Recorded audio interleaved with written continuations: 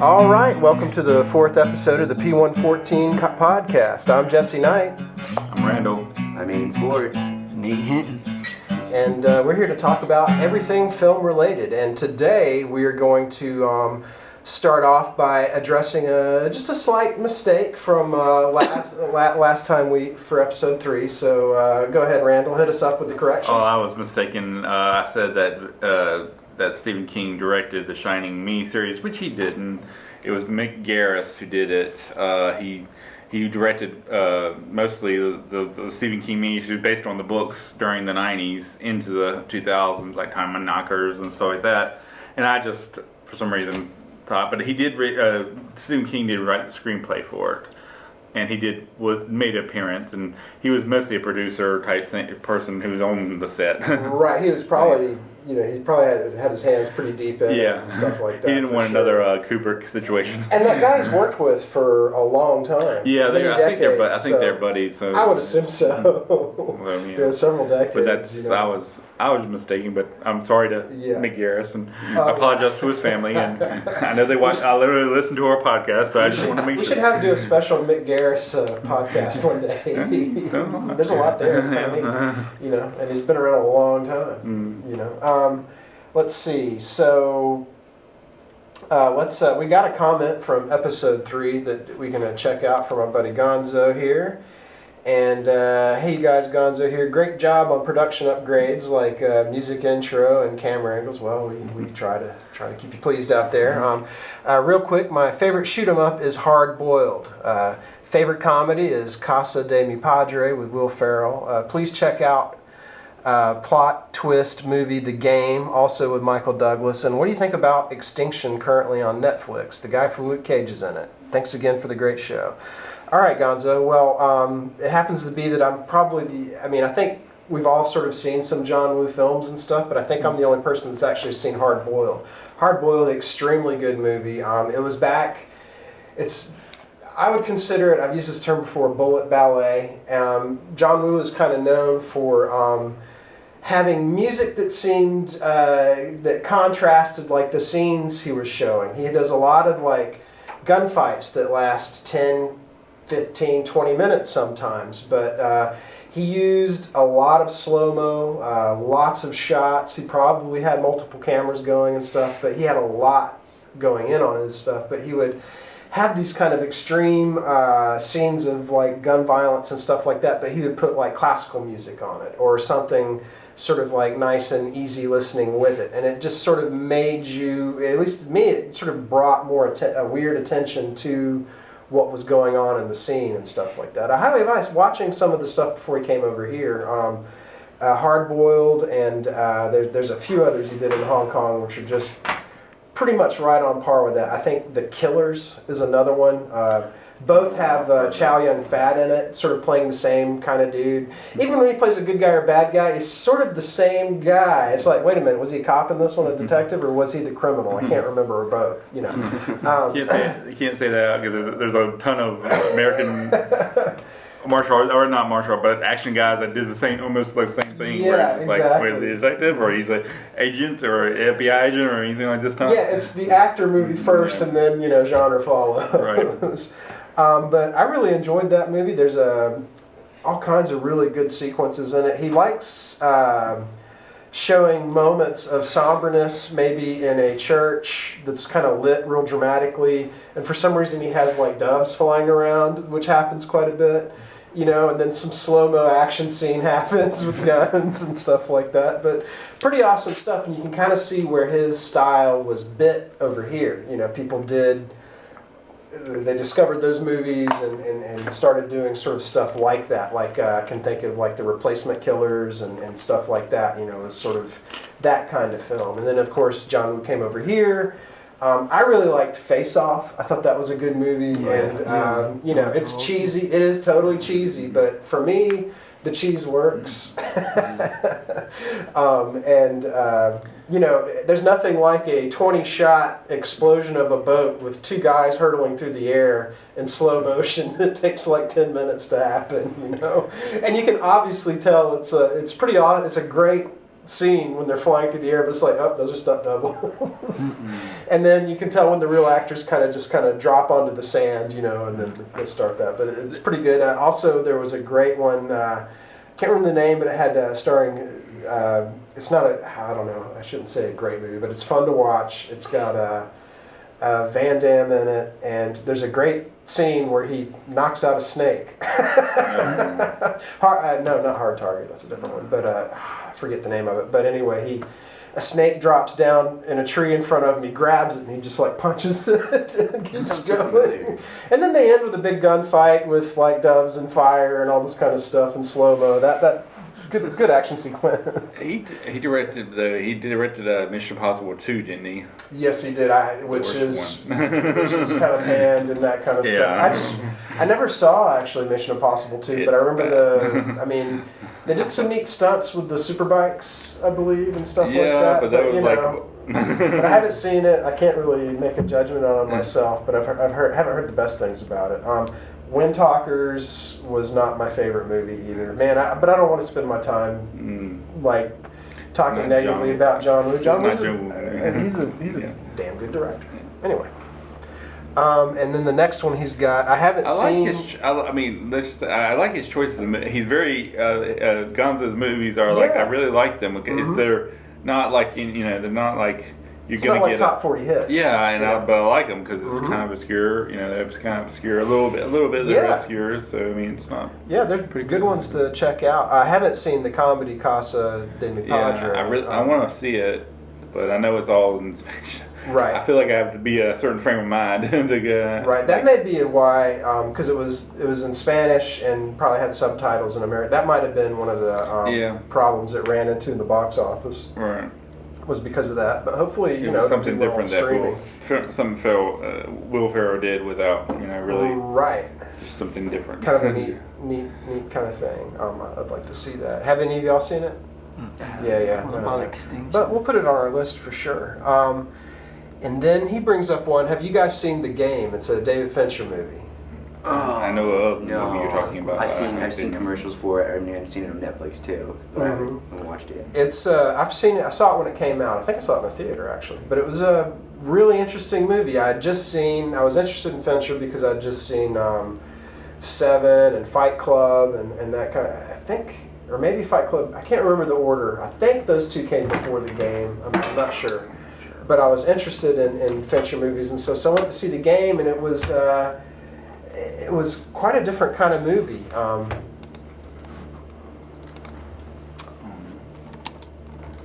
It was like a sort of puzzle piece movie with Michael Douglas and Gwyneth Paltrow and Viggo Mortensen. Viggo Mortensen in it? Viggo's not in it. Sean Penn. Sean Penn and Michael Douglas are brothers. And I'm not going to do too many spoilers, but basically, one of the brothers sort of, for a birthday, has an interesting present for his other brother, and it takes him on a journey. That's about as much detail as I want to put into it, especially if you guys haven't seen it. If you get a chance to, it's pretty cool. There's some stuff that might throw you a little bit, but Fincher is a very careful filmmaker, and it has some good, certainly some good moments. Sort of a sleeper movie, but pretty interesting. What movie I was not thinking of then? Sean Penn. It's got Dara Kebra Unger. You're probably thinking of. I don't know. I'm not sure. I was thinking of the movie Hannibal for a second by that cover. Was it Sean Penn that played as Hannibal? No. I don't remember who. In which one? The very first one, the one that came out. I think it was in '96. Hannibal. Like the one where he was eating people. Yeah, eating people. I mean, Silence of the Lambs. No, it's called Hannibal. It was the sequel to it? Yeah. I think it was. No. It came out in the 90s, though. Well, there was a movie called Hannibal that came out in 2000, early 2000s, with a guy with a scar on his face. I don't know his name. No. This is a 90s. That's why I was thinking this was at first before I seen The Game title. Because he looked like the actor that played Hannibal. Talking about this. Oh, okay. That's 2001. 2001. That's Ridley Scott did that. I actually haven't seen it. It's very bad. I've got mixed feelings about it. It's been a while since I've seen it. you know, I love the series. I'm not one to really down movie, but it was just the ending was a little too cheesy. Well, see, they forced Thomas Harris to write the sequel, to Silence of the Lambs. Right. That was a good movie, though. Silence of the Lambs was good. Yeah. Manhunter was pretty good too, which came out as a Michael Mann movie in the '80s, about the same. Basically, Red Dragon. It was Red Dragon before Red Dragon. I loved Red Dragon. I like Red Dragon too. When he was eating the brain. Ooh. I didn't like Red Dragon because I'm sorry to go off on this. No, but I it's mean, okay. I didn't like Red Dragon because Ed Norton's character just wasn't the character that I wanted to play. Will, right? Yeah. Will Graham.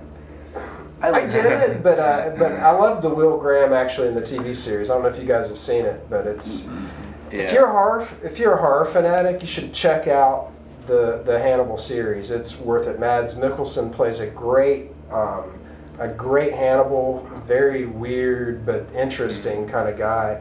And it's almost like, was this a cooking show? Oh no, that's not. Ooh, okay. Yeah. But it's like it has an interesting way in how it deals with food and Hannibal and that kind of stuff, and also it's almost artwork, the crime scenes and stuff in the movie. They're almost like sculptures and stuff, how they are. They're horrific, but it's when did this come out? It's been maybe started in 2010. It had about, and 3 or 4 seasons? Yeah, it's 3 or 4 seasons, and it kind of... It's it's an NBC show, but it was very risque for NBC. Wow. Oh, we said the same word at the same time. But I don't. I started watching. I hadn't seen all of it. I want to eventually go back and rewatch it again. But I saw the first few episodes, I guess, of it, and it just didn't hook me at the moment in time. But it just like I had other things going on in my life, so I mean, it just was not. Before I really got, it took a while. I was like halfway through the season or something, and I started getting more interested. I did like the way they did Mads Mikkelsen playing him. I think that was a good choice to play that character. Yeah. Because I didn't think it would be that character's really hard after you see Anthony Hopkins play him in Silence of the Lambs. It's hard that you think there's no one else can play him, but they had their own kind of... And the guy playing Will Graham just... I like him all right. He was changed. They changed the character to a point because he was wasn't he more like a professor or something like that? He wasn't a FBI agent. He was not. I don't remember. I've never read the books. So. Well, see, he was I guess he was an FBI agent in the books, or whatever, and in Manhunter or whatever type thing. He was a profiler or whatever type thing. Right. Maybe that's not, what he is. I take that back. Not necessarily I don't want to say super agent, but I mean like a main agent that goes out and takes care of the bad guy. He's kind of like a profiler where that's what he does in the show. An analyst type person. That's what he is in the show. Yeah, but I thought he was more of had more hands-on stuff in the book. I thought he was more of the hands-on guy. I don't know. Anyway, it's been most of the story he has this sort of almost supernatural ability to tell what happens in a crime scene, and a lot of the scenes between him and the Lawrence Fishburne character, the boss, the FBI. I don't know if he's a captain or what his rank is. But, it's been a while since it's been a while since I've seen it. But they always had scenes together, crime scenes, where Lawrence Fishburne is always trying to push him to do it, and it's always like he doesn't want to do it because it takes away so much from him. Like I said, he was okay, but to me he was more studious than, hey, this guy tracks down bad guys or whatever type thing. He's a more studious type, artsy type. To me, anyway, that's the way they had they wanted to portray the character. But like I said, go back to Red Dragon. I didn't like Ed Norton's portrayal of Will Graham. I liked Will Pearson's from Manhunter, which Manhunter, if you hadn't seen that one, it is Red Dragon, but just named Manhunter because they didn't have the rights to the name at the time. For years, I didn't know that Red Dragon was even a part of Cannibal. I had watched when I was a kid. Hannibal, I mean Hannibal. Sorry, I'm thinking Cannibal because we were just thinking. Well, he was a cannibal. He was. But I mean, I guess because, like I said, also they've made movies called Cannibal too that pertain to the same story. So it gets confusing. It does. It does because they, like I said, they changed a lot of things too because of that. But I mean, I didn't know that Manhunter was even a prequel to Silence of the Lambs or whatever until like later on or whatever. I thought Silence of the Lambs was a movie they just made, and that was went from there. But but Manhunter is really good. It's directed by Michael Mann, who did the Miami Vice, basically. The TV series. He also did the movie, which isn't really. I honestly haven't seen the movie, but I didn't really care about seeing the movie. But you know. But anyway, but it's really good. We watched it when I was in criminal justice classes. We watched it because it does do a very good job of showing you police procedure, and how they were tracking down this killer, and how it goes piece by piece how they're doing it. And it's a very cool way of doing it. It's not flashy. It's not even really. I mean, this is '80s too. You're talking about. There's a lot of '80s stuff, in it, type thing. And it's not like they would be doing a lot more, or they would have gotten stuff done a lot easier, better, probably at this point in time than then. But it's a really good. I really liked the movie. I liked it better than Red Dragon. Right. They did take that Red Dragon storyline and put it in the series too, which they would. They would use all the stories and stuff in there. And I thought that was. I liked the performance of the actual Red Dragon guy in the movie, but I really like where they went, what they did with it in the TV series. I just think they could get deeper with it, more characterization. They had a really good guy playing that character. It was pretty interesting, and they similar. I mean, it's the same story, so you got that kind of thing going on. But they went deeper, I think, with that persona in the show. I thought that was pretty good. Sorry, Gonzo, we kind of diverted a little bit, but we'll come back. Let's see. We talked about the game. That's great. I didn't want to talk too much about it because I want the guys to see it.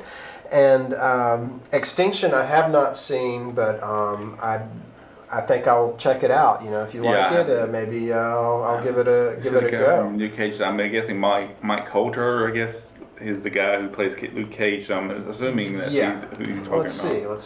Let's see. I like him as an actor. I liked him in Luke Cage.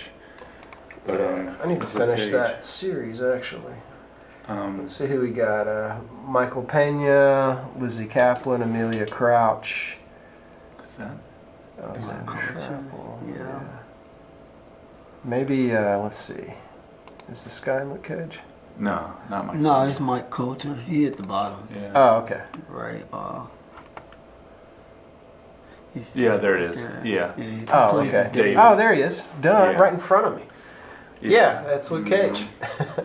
Awesome. So, I mean, I'd be willing to give it a shot. Yeah. Definitely. It's like once I come on next week. We'll try it out. It seems like an interesting movie. Its premise is a father has a reoccurring dream of losing his family. His nightmares turn into reality when the planet is invaded by a force bent on destruction. Fighting for their lives, he comes to realize an unknown strength to keep them safe from harm. It could, it's any person's game now.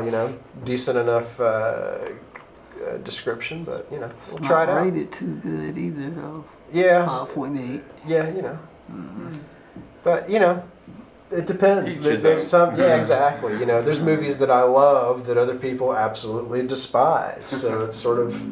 Same here. Yeah, exactly. I think all of us have that.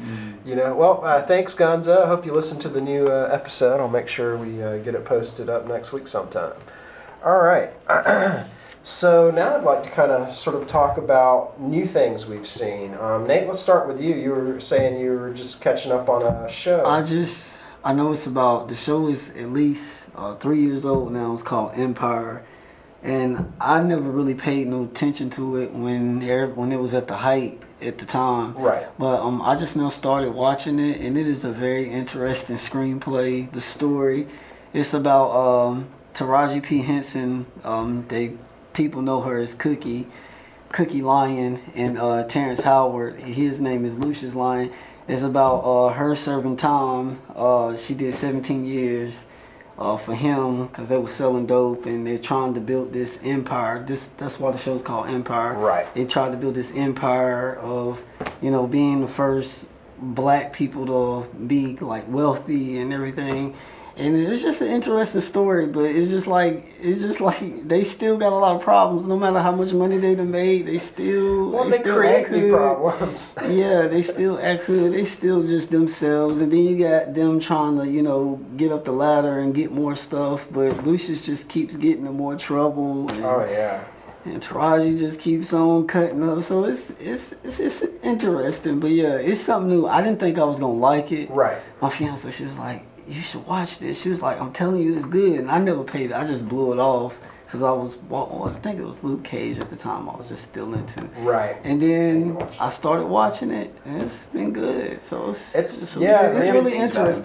Yeah. Me and my wife have been watching it, eating the popcorn for years. and then I think it's a spinoff, but my fiance says it's different. It's called Power. Right. And that show is really big right now. I haven't heard of that. It's called Power with Amari Hardwick. He's a main actor now, but I've seen him in all his older movies, like Next Day Air and stuff. Sure. But this show is a spinoff. It's about him, struggling guy, pushed a little drugs to get to where he's at, and now he's built his empire, but you got other people from the outside trying to take him down. That's sort of what Empire is like, because everybody else is trying to take them down after they done built this. It's a very, at its heart, it's survival of the fittest, right? It's like strong arm your way to the top kind of mentality. But you got all these people from the outside or people from the past trying to take them down and trying to come take everything that he's been built. So it is interesting. Yeah, and then how do you defend that and keep it? And I know, I looked up, I don't know about Power, but I know for Empire, Lee Daniels, he wrote Precious, that movie Precious. Right, Monique. Well, and Precious is in Empire. Yeah, she is. I think her name is Sydney. No, Gabori Sydney or something like that. I think so. And she's she's in the movie. She's, I think, like the secretary or something like that. Yeah, that's it. Sydney. Yeah, Gabori. You're right. But Lee Daniels, he wrote the screenplay, most of the screenplay for Empire. But it's just like, so he was the writer and the director. Yeah, he wrote it. Yeah, it's just like, wow, like, how do you write something that? Who else? Yeah, Danny Strong too. Yeah. Lee Daniels, Danny Strong. Cast. Where's the full? I'd like to see the list of writers they got. I think it's at the bottom. Yeah. Sorry, everybody, for the silence here. Cinematographer.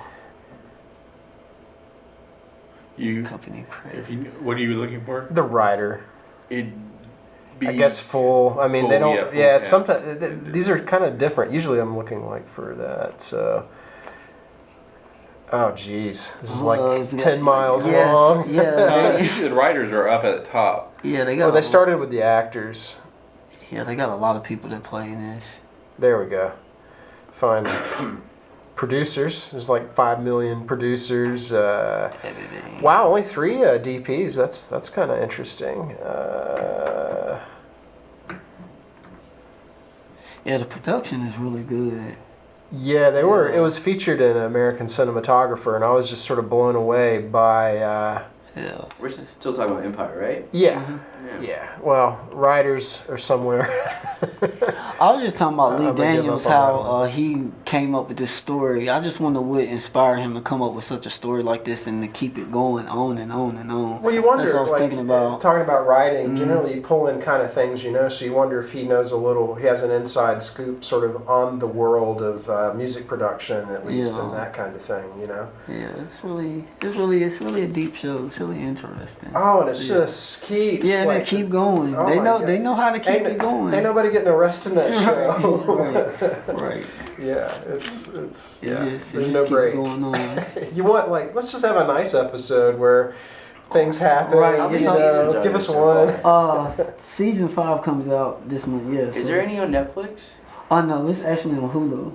Right now. I have never watched it. I don't really watch TV or shows. Yeah, I do. If I do, it's on Netflix. Yeah. And it's rare. Yeah, I didn't either. And she was like, "Come on, give it a shot." She said, "I promise you, you're gonna like it." So I looked, and I was like, I was just listening to her music, and I just started. You know how you be doing other things and stumbling.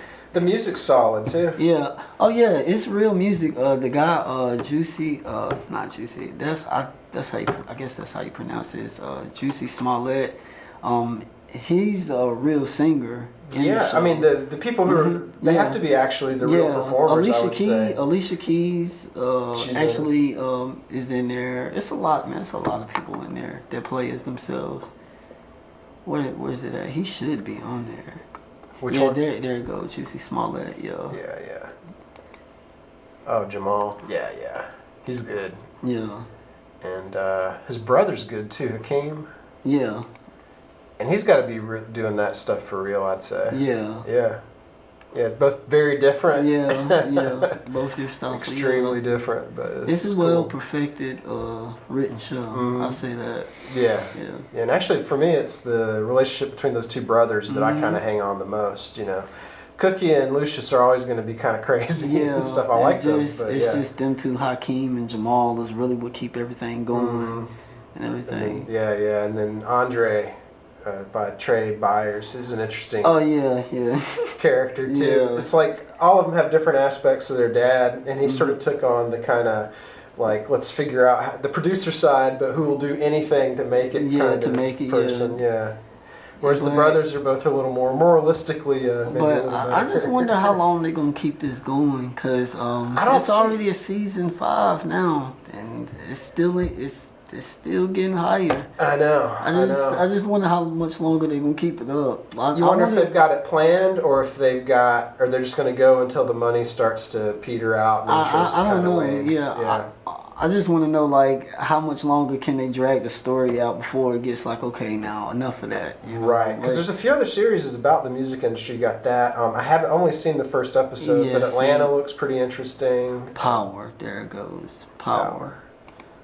Now, I haven't watched it at all, but people say it's good. But it's been renewed too. Okay. So all these shows I think that Power. Sorry, I think Power is on Stars. Yeah, it's on Stars. We just now found it out this morning. Okay. She's like, Power. Is it Power to the Fifth or Power? No, this is it right here with Maury Hardwick. Oh, right here. Yeah. Oh, okay, there we go. 8.2. It's rated higher than Empire. Yeah, I'll have to check it out. Can you see this at Stars? I wonder if that would be, if it will pop up on Hulu or not. I don't know. I don't know if they show, because there's a pay, Stars has got their own is a paid, kind of thing. A paid thing. So. And I've noticed some shows in Hulu, even though you're paying for Hulu, you got to pay an extra thing to get shows from these other channels. I got the Spotify free trial. You get the Spotify student. You pay $4.99 a month. You get Stars and Hulu for free. Oh, Spotify's films and TV shows too. Okay. I just think you get Hulu and you get Stars. I'm gonna do that because I got 3 months in free right now. I got that with my Apple Music, $4.99 because I'm a student. I was like, hallelujah. It's $10 a month. It's worth it though. I was gonna do Apple Music, but they don't have all this stuff on there. Like, not like Spotify does. I didn't know. Well, I mean, I was just saying I was already spending $4.99. I get the discount, but I'm gonna do that. So it's Spotify. Yeah, you get. That's the only thing is I have. I guess you're getting more out of it. Yeah, you get 2 channels, and you only pay $4.99 a month. So can you get it like on your TV and stuff? I got the apps. I just download the apps on TV and just signed in there, but I keep my music here. Okay. Yeah, so that's a deal. Hey, I'm always looking for a budget. So Empire, good series. I recommend checking it out. Aiden, you've seen something recently that I've seen as well that I think we're both in agreement that is a pretty interesting film. So tell us about it. Hereditary. God, I'm gonna be so upset if I said that wrong. Maybe it is like something different. Yeah, can we pull it up? But go ahead and talk. Without trying to tell you like what happens in the movie, because that was the most exciting part, is just watching the movie. It was one of those movies that had you like gripped to your seat the whole time. You're like, what is going on? Is she crazy? Is it's just like you just had so many questions, and then it just kept coming out of nowhere. It was like just smacking you in the face with stuff you had no idea. The trailer's really not going to tell you what it's about. All you know about the trailer is, what was it? What did she do? Yeah, that's it. That's all you know. Uh-huh. Which, honestly, it was creepy. And then how they made it work with the story, I was like, that's kind of cool. I It like was great, and the acting was phenomenal. I really liked all of the actors. I mean, I didn't care for the dad, but that was because you felt bad for the dad, Right. you know, in so many words. But it's like you didn't really get to like know him like you did all the other characters. Right. I mean, I love that actor. Gabriel Byrne is. Oh yeah, he's pretty a cool. good actor. Mm-hmm. But the mom, Tony Collette. Collette. Mhm. Yeah, or is it Gillette? Collect. Colette. I know it was Tony, but okay. Mm-hmm. Yeah, is she British? Yes, she is. She's either British or Australian, and then she has a British accent. Yeah, I mean, I thought all the acting was good, but she really stood out to me as her She always character stands did. Yeah, it was pretty She's always a interesting. mom, a crazy mom. Mm-hmm. I've noticed this, like in all her movies, she's a crazy mom, and she's so good at it. So when did you figure out, like, in danger of spoiling this, when did you figure out kind of what was going on in that movie? Honestly, not until they said something about it. Right. You knew there was some shady stuff going on with the grandma. Yeah, they didn't really give. Yeah, exactly. We didn't get now. You didn't get too much information until the end. When I watched it- so I thought that was interesting. I watched it I watched it 3 times actually, but I Right. watched it the second time when I watched it. I specifically watched it to grab all the information they give you to piece things together that I did not ever use to piece together. Because they do that in movies where they'll give you information, especially in thrillers like that and psychological stuff. Right. They'll give you stuff and you don't realize what you have until the end of the movie. So it was nice, like, okay, without giving it away, there was a moment where you're told a very small history of the family and between the grandson and the grandma, and then you know how they didn't have a relationship, and you realize at the end why he wasn't, you know, chosen. Yeah. You know what I mean? So Yeah. because, you know, stuff like that, the little stuff, you know, and it was such a I was actually saying at one point when I was watching, I was like, I would like to read this script since we've been into scripts so much. It would be interesting. You wonder what the order they wrote it in, if it follows the, you know, what the script before they shot it. You know, Exactly. You wonder if it follows that, you know, in the exact order, if stuff got changed around or something like that. It seems like a movie where it's licensed, where you can kind of shift the pieces back and forth a little bit. Yeah, You know. I think my last thing to say about that movie is, you know, it's super. It's been, and I wouldn't say it's been done a lot, but I guess it has, not in the way they did it. Mhm. And I think that's what really fascinated me about the movie is that it wasn't that the story was that. I mean, it was a good story, but I think there was something about it that wasn't really just so much the story. It's You know like what the I mean? storytelling. Yeah. How they carried across the production of it. Yeah, how it was told was maybe the strong point for you. Yeah, Yeah. really, honestly, it just because if anybody else had done it, I think if it had been done by any other people, anybody else, I probably wouldn't have liked it. I think it's just Right. because it was so, you know, okay, that was easy to come up with type thing, but Mhm. how they got to the point is what I liked. Yeah. They didn't. You're like, what is this gonna be at the end? Like, I have no idea. You know, it's gonna be kind of culty, but you know what I mean. Like, you don't realize what's gonna happen. I love how me and you have seen it, but the other two of us have not. So we're just talking guys gotta watch around it. it. You guys are like, I don't know what they're talking about. It's so good. It's definitely. And you know what? One more thing to say. Yeah. It wasn't gory, No, not at all. and it was still scary. A little bit Which of not both, but saying you gory. know, it was a little shocking gore. scene. So Yeah, what It is but- was shocking. yeah. So you've been talking about it, but what is it about exactly? It's one of those you don't know. It's like they even in. Can you read the description? Yeah. That's like probably the best way. Yeah, we'll go with it's a very short one. After the family matriarch passes away, a grieving family is haunted by tragic and disturbing occurrences and begin to unravel dark secrets. Yes. Very broad description, but that kind of gives, like, someone dies, but something about them is The left. entity is still there or something. Kind of. It does involve an entity. Yes, but it's like it's, you know. It could all, yeah. I think it's gonna be one thing and it's a totally different other thing. Mhm. And then there So were it's one moments that more were time. confusing. Yeah, but they're not in your face with the thing, Yeah. or anything like that. It's a part of a puzzle, Yeah. which is cool. Yeah. Anyway, So great. I probably said too much. Now you guys are like, no, I'm not watching. No, it's super I'll, great. I'll check it out. You gotta check it out, man. It's interesting. Me and my wife watched it. We enjoyed parts of it. I liked the whole piece. She had some What was your wife's problems take with on it it? and stuff. She didn't really like how it all like something about the ending that she didn't like. Okay, yeah, it was kind of corny. Mm-hmm. And she doesn't generally. I'm just going to say it. She doesn't like. She has hard times with movies about cults. Not for any kind of major reason, but just. And I'm with her in the sense of like I think it's such an interesting subject that sometimes it's carried out in a very cheesy way, or I'm just like this is not my expectations of what this should be, and that kind of thing.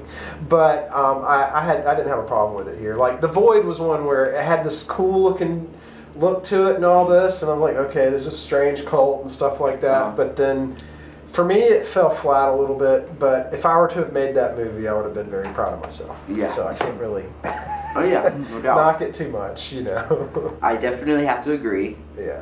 Honestly, I do, and because when I saw the ending, I was like, that was the only moment I had Yeah, Face. Hereditary. Yeah. Yeah, but yeah, you were talking The Void, The right? Void. A minute ago. Have you seen that? A long time ago, it feels like. Yeah. When, A couple of years ago. yeah. Or a year ago. I can't remember. Maybe 2 years ago. But it had the trailer really drew me in and stuff like that. I was reading Lovecraft, a lot of Lovecraft stories at the time, and I saw that, and it's sort of right out of What's that. Lovecraft? H.P. Lovecraft. Google search him, but he wrote a lot of sort of strange tales and horror tales back in the day. His short stories, all kind of horror, were in like publications and stuff that came out. I can't remember if it was a newspaper. I think it was some kind of magazine, or it was like usually a grouping of like those kind of tales and stuff, But always kind of interesting. Always about somebody that unlocks some sort of thing you shouldn't unlock, and usually dealing with like, well, you've heard of the Like Hellraiser type thing? Yeah, exactly. The box. Kinda, yeah. Have you ever heard of Cthulhu? It sounds familiar. It's Tell me about it though. Cthulhu's kind of this pop culture demon kind of thing, but it's totally created by H.P. Lovecraft in his books. Okay. And it was about this kind of giant, usually in the paintings of Cthulhu and stuff, it's just this sort of giant green kind of thing with like all the, sort of like a head of a squid, and Yeah, no, actually. sort of an ancient kind of thing. It's referred to as one of the ancient ones or something like that. But Lovecraft. pretty neat, yeah. It's all made up, I do And wanna- he actually, if you heard of the Necronomicon, totally fabricated. That was Evil Dead Necronomicon? yeah. But it was Evil Dead made their own, but the Okay, so there's an actual Necronomicon was actually invented by him, and it was just meant to be made for the story. Oh yeah. But then he's people totally gonna took get it, my and watch. you can find it at the bookstores and stuff, and it talks about the Mad Monk at the beginning. Okay, It's all yeah, I will do it. it's all like it's fake. I mean, but it's just Yeah. it's a novelty kind My of thing. imagination goes so But far. interesting, yeah. You can let your imagination go wild with those kind of stories. I do want to say something, because we had talked about it in one of our podcasts. We were talking about that movie Camp. Sleepaway Camp. Sleepaway Camp. Mhm. Okay, I finally watched it, by the way. Yeah. Oh, you did. What's And Did it blow my you friend away? had to twist my arm to watch it because I was so busy. Right. And I was like, okay, I'm sitting down, I'm watching it. Right. So, was that the one? This is the one with the little girl was Yep. the girl. Mm-hmm. Dude, my favorite part was the ending. Yes. Yeah. Because when she... Yeah. That scared me. I wasn't scared, but I was Yeah. like, ugh. Yeah, it was very. I was like, yeah. they really showed... No, okay, That's a they really twist. showed a child's penis, or was that fake? Here's the deal. Yeah, Okay, yeah. they got the person was of age. Okay, It wasn't cool. any kind of shady like that, and it was just this person that had the right kind of frame, and they made a mask of her for that person to Digital wear. skull. So it's a So mask. that's why it looked kind of... Yeah, but it didn't look like a fake mask. It was very creepy, lit all dark and stuff like that, And actually, when I met Felissa Rose, who's just the sweetest, nicest person you can think of, she's like, "What'd you think of the ending, huh?" And she did the face. Because I told her that I knew her from Sleepaway Camp. I saw That is it when so I was- awesome. I want to Yeah. So I did, yeah. that shot right there is a digital composite shot. It was not digital. They put they made a latex mask and just fixed it to the body. Oh, so it looks okay. like You it's could- all yeah. complete. Because Yeah. I'm Pause thinking, Yeah, and then you light it right and all that. It looks real. I'm thinking, why didn't they just make a fake penis and just put it down there or something like that Well, on then her? she- Yeah, well, she was Yeah, but then she's she's a also child. underage, and you don't want to do that. And it's Yeah. just like you want to be, yeah. No. I wonder. Because she was like 14 when they made that movie. She was She young. did a great job. I think she was Yeah, 14. she might have She been really younger. did. I'm not gonna lie, I didn't like the movie at first because I was like, it's boring. But I was also really busy, so I wasn't really It's a focused. weird movie. Like in the 80s, it came out, and the flashbacks were especially kind of weird. There's this real soft Yeah. lighting, and so it kind of kept you going. I like the but- story though. Yeah. So like the ending was when it gave me something that wasn't just like that there's a murderer type situation. Because I was thinking it was the boy the whole time. Right. And so when it came down, and then at the end you knew it was her. You Right. know, she just gave herself Oh. away. Oh, yeah. But That- when they came with the fact that he made her a boy, I was like, whoa, face on. Right. Pause. Oh yeah. So why does she have a penis? Not that I'm against that, Right. you know, obviously, but Yeah. what's going on here? I need to understand. And he's like, okay, well, when the father, they were gay men, right? Right. He was gay. When not that that matters, but when he got hit by the girl was the one that died, Right. and the boy lived, Mhm. which makes sense why they have this like back shot of him swimming away, you know, to make it seem like it was a girl, I guess. And But the mom wanted a girl. her son to be a girl, so Yeah. she Whole groomed. time. So she groomed him to be that. So the son, It's just about repression. the actual son, didn't know the whole time that was his cousin Right. was a girl. I mean a boy. I guess so. I don't know. Because how do you Could not? be a major Paul. I guess so. Was there a second? There's a second one, right? There's She's in 3 it. or 4 of those. Yeah, I need to actually rewatch the first one. Yeah. You know, because I'm a little confused as to the relations of everybody and all that kind of stuff. But the main story, I mean, her killing people at camp and all that kind of stuff, you know. Yeah. So 80s. It was very 80s. Extremely. Mhm. What year did it come out? I think the movie came out 87 or 88. Her name was Angela. Yeah. Angela. Every time they'd say Angela, I'd be like, oh my god. 83. 83. Yeah, early 83. I thought it was. Can you pull up a picture of the woman that you met? I haven't. Yeah.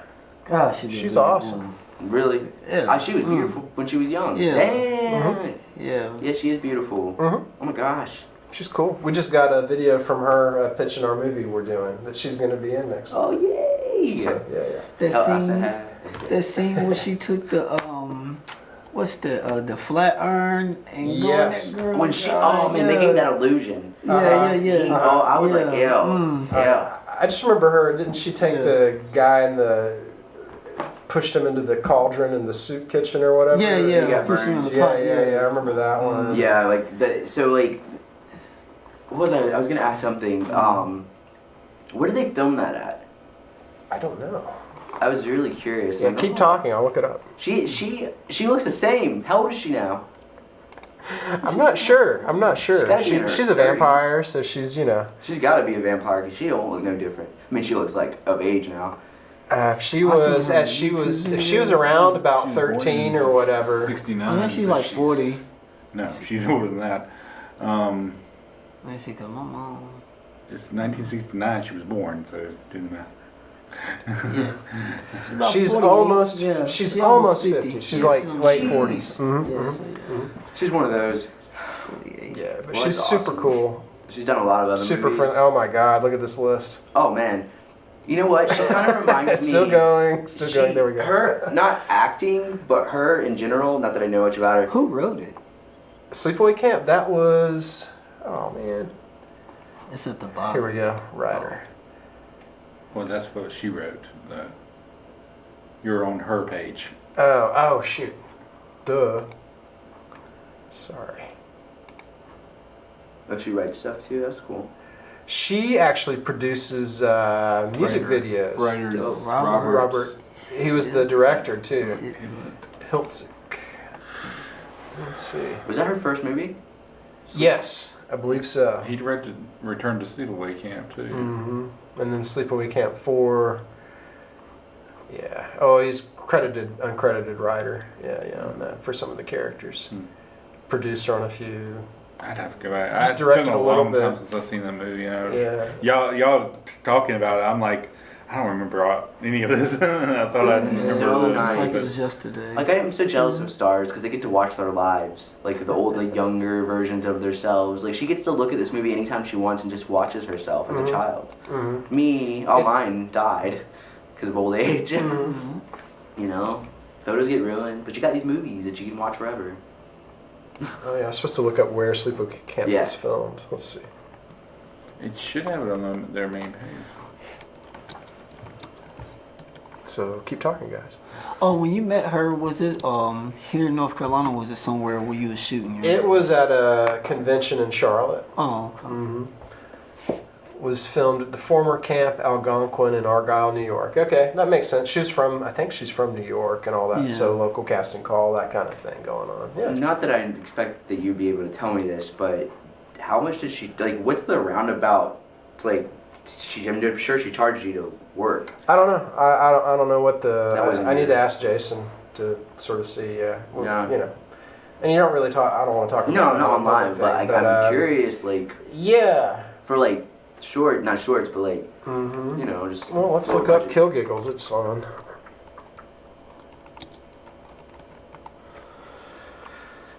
Here we go. 2019. Yeah, I mean, we're gonna hopefully be shooting it in the summer. Oh, this is you. Mhm, Okay, this is your mhm. movie. And Felissa Rose is one of the stars in it. There she is. She plays Dr. Courtney Lee, which is my wife's name reversed. Lee Courtney Knight is Nice. my wife's name. Let's see.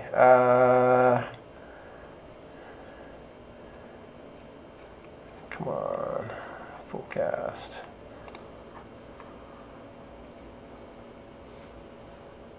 Jason.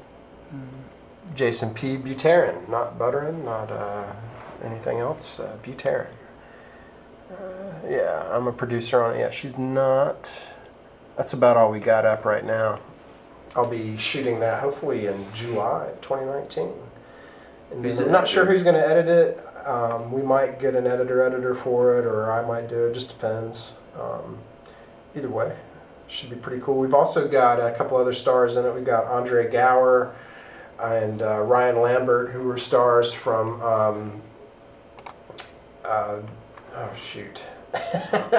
the Monster Squad. The kids from the Monster Squad, Wait. and they've got the documentary Wolfman's Got Nards that's just coming out that is pretty cool about that film, The Monster Squad. No way. And then Judith O'Dea, who was her claim to fame is in the original Night of the Living Dead. She Oh my plays God. Barbara. That is so crazy. You have her? Yeah. Jesse, I was just like going crazy. I watched that the other day, the same day I watched the. Oh, that's a great movie. I was just looking her up and just seeing what she was doing these days, and that's so crazy. I was She like, just acted for my friend Matt Cloud, who's doing Night of the Living Dead Genesis. He's been working on it a while, but she a year or so ago they did a scene with her in it. And okay. hopefully that'll come out soon. Now look. Matt, come on, put that You out. gotta get me in there. So let's get a photo. At least get a Well, photo. if we shoot this summer, you guys are welcome to come on and day play with Amy us all and day. hang out, and then work if you want to. Heck We'd yeah. love to have Ryan you. Lambert It's so guy cool. sounds familiar. Ryan Lambert, Yeah, yeah, sounds he was familiar. also in something before your time, but you remember Kids Incorporated. Oh yeah. He was also in yeah, Kids he was like Incorporated. He's one of the kids. He was like the cool kids. Yeah, he was like the.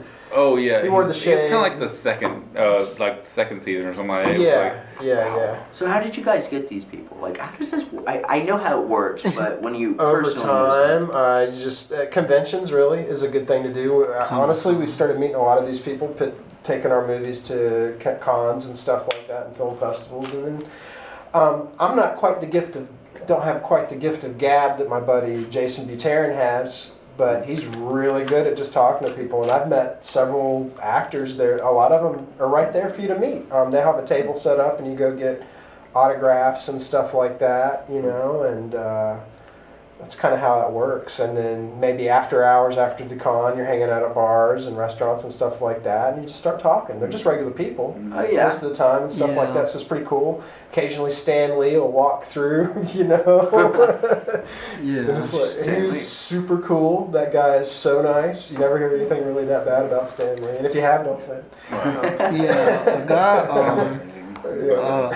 a buddy of mine I went to school with, he's doing a podcast and stuff, and I think it was a Comic-Con. I think it was I want to say it was in Raleigh, But Okay. he met with David Arquette, and he's Yeah. in talks with some people I now. love He's David actually Arquette. met a lot of other people, a Right. lot of other celebrities Mhm. recently. So yeah, I think that is true what you're It's pretty saying. neat. Yeah. And No. you work on projects that get a little buzz and stuff like that. Matt Cloud also has that gift. Like they're able to do that. I get tongue tied. Yes, I'm Yeah. as I am right now. I get tongue tied because it's me, not Yeah. because it's you. You Uh-huh. know what I mean? Like Right. look me. I have this thing like it depends on the actor. It depends on the person that's a celebrity that I might Right. get glee over. Right. But I look at people. That's why I feel like I could be pretty decent in this industry, just because I wouldn't worry so much about while I'm trying to film them. Right. Getting that autograph. I can wait. No, They're just people, yeah. but I do look up to what they do. Of course. Because I'm a fan of the industry, Yeah, not because exactly. of who they are. And I like to, hopefully I like it. I've worked with some people, not uber famous people, but some famous people have been on TV shows and stuff like that. And I had a great time directing them or shooting them. With a camera. Yeah. It was a good experience. And honestly, on set, if you're professional, they're going to be professional, and it just kind of works out Yeah. pretty good. This is not their. It's maybe your first rodeo, but Exactly. it's not their theirs. first Yeah, rodeo. yeah. And after 20 years, it's not my first rodeo Yeah, either. well, It might be my first rodeo with like name people, but Yeah. yeah. Did you take the For time sure. to look up Jesse? I've looked up Jesse Oh before. yeah, you see all the awards he's won. I've seen a lot of things Uh, Jesse's Yeah, done. so Jesse's like, been doing it for a long time. That's why anytime he be he downs dumb- himself, I'm yeah, like, shut up. he be dumbing his name down. I'm I like, know. dude, Jesse's you got like a lot me. of He's so pull. modest. Yeah, yeah. You know, he's just and I know you Yeah, give yourself credit. Yeah, he just But- just doesn't speak like you don't- you very he's not modest cocky. about your work and everything. Oh yeah. But this picture I'm- of me is not very modest. I like that. Yeah, yeah, that's what I'm saying. Yeah. I'm serious there. Yeah. Yeah. One day I hope to have more stuff, but yeah. It's been a Look, long I got ride. one thing that I didn't even film, and I'm just so happy I'm on IMDb. Yeah. I was just like, I'm on IMDb. It's a big deal in the beginning, and then you start having expectations of yourself, like, okay, well, I need this and that. It's one of those silly things, though. Like I get caught up in like, oh, what's at the beginning of the week? You get your new numbers on IMDb, and it's like, where am I ranked this week? Yeah. Did I go up or go down? And You usually did it's up do and down. something, didn't you? If it was up one week, it's That's down the on next. IMDb. And then it's like, why am I caring about that? Yeah. Well, you You know. love your art, and it all. I like means doing something to it, you. but yeah. Yeah. Cool. Yeah, I did. You asked me a question. I did Spirit. I didn't do Spirit, but I was offered to be a PA on the movie Spirit that comes Yeah. out in 2019 as well. Yeah, let's look that up. Yeah, it's got a good story to it. Is it The Spirit? No. It's just Spirit. Is it on It's on IMDb? IMDb. Let's see. 813 Titles. There's a picture now for it, so It's just called Spirit? it's just called Spirit. If you want to look me up, because I only have obviously one movie, so it'll be easy.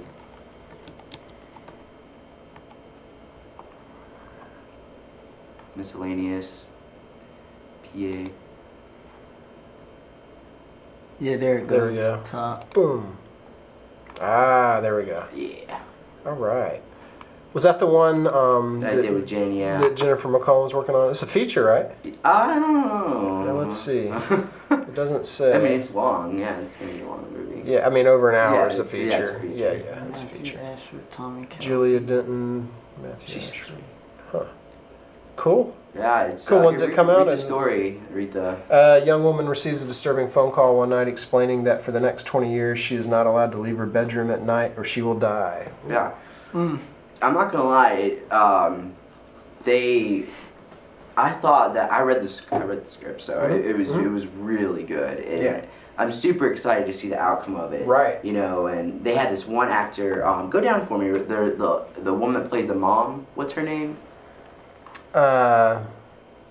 Is it Julia Denton Not or Julia Denton, Ashton Leigh or Jackie Goldston It's or Mona Lee Mona. Wild? Mona. Okay. She come up in there. They got her off the plane, brought her to the house. Mhm. I met her.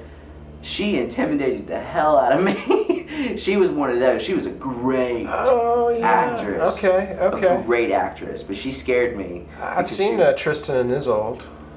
She's just very Is that the one? I don't know the word for it. I give her props though.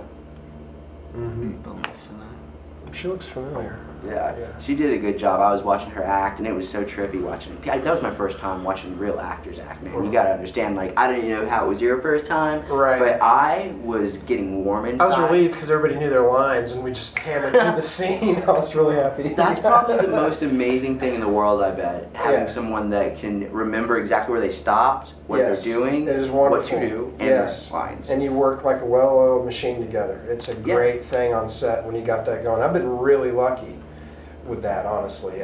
For the last like 10 to 15 years, all the actors I've worked with have been top-notch, really pretty good, you know. I believe it. I've been very happy. Like, I just know that, like, if I can get somebody to go through a master shot and do the whole scene without like taking breaks to check notes and all that kind of stuff, that's how I like to work. I like to start off doing my masters, and for me it's a warm-up for the characters because they're going through everything in this wide, and I know that the wide isn't going to be there the whole time in the edit, but I'll run it like 2 or 3 times and they get it, and then we go in for the mediums and close-ups. It's very formulaic, but it's sort of how I shot a lot of my stuff up to this point. And, you know, I'll probably change style and stuff. It makes like it so much easier to edit too. Yeah. When they know. Oh yeah, and then following, like doing a lot of drama too. You start off wide, and as they talk and introduce the subject matter, you go in closer, you know, for your mediums, and then generally at the end, it's not always like this. You end with like close-ups when they're saying something very important, and then usually kind of bookendy, like I might cut back to the wide and then transition to the next scene somehow, you know. But I'd like to almost I'd like for that not to become just it's sort of how I shoot, like if I were to shoot like in TV or something like that, something that's already kind of formulaic and doing that. But I would like to really try sort of a style more like with precise shots that sort of like, kind of like oneers and doing stuff like that, but kind of like how Spielberg did interesting things where you wouldn't cut, but the camera would recompose to a different composition, and then maybe there'd be one cut in the scene when someone hands somebody something or something like that. You know, I'd like to be a little more open to that, which requires way more planning than I've been allowed to have on stuff so far. You got to remember it too. You know, I like for instance with the wedding I'm doing, I keep telling myself, remember to do this, so you can. You know, like different shots, like start with a shot and then remember to do something to end with it later. Right. Like a transition type thing. And just to be creative, you know, because I want to be creative and different, but I forget. You do. When the heat's on, it's like you're just lucky that you got it on camera, you know, and then like it's sort of the washing up on shore kind of thing. Now we'll put this together. Well, sometimes I get lucky and I had done something and didn't realize I did it, and I'm like, oh, I can edit that this way. Oh, great. You know, it's interesting. Way back in the day when I was in graduate school shooting on 16 millimeter, I'd get like footage back that have scratches on it because the gate wasn't clean and stuff like that, and I just would be angry and devastated, just raging, and then I'd end up like that would be one of the parts that my professors really liked. Yeah, it was like you never know. Like, I planned it. You know, that's kind of what I told Tyler yesterday, or somebody was. I don't know if it wasn't Tyler, but I said someone was suggesting me changing something about something. I said, you know, I try not to change something that my gut says, even though it might not be perfect to my eye right now. I feel like this might be one of those things people might like. Right. It might surprise you. Sure. You never know when you've got a gem. And sometimes you just need to leave things the way they are, or do it naturally. Right. You know, whatever comes to you, because you never know it's going to blow up and be something bigger than what it was. Yeah. So, you know, stay true to your first thoughts. Not always. And hopefully you're going to do it again and again and again. So there's things you tried to do before, maybe you do work it out through the process of the years to come. You know. Exactly. Yeah. Exactly. I'm getting schooled right now. So you've been watching sort of an old series lately, right? So, and it's actually a series I love. I used to watch religiously. You got to do the theme song before you say it. Do the theme song. I kind of forgot it. I used to love it. I might do something silly on the guitar or something like this, but yeah. But yeah, it's been a while. I used to watch this as a kid. whenever my parents would let me stay up, because it used to come be on 9 o'clock at night or whatever, and I was still pretty young when I was still alone. And but I would beg our parents to watch it, because it used to show in syndication. It used to show maybe 4 or 5 o'clock in the afternoon or whatever, but they would have it at 9 o'clock at night, because it was kind of risque for the time. Right.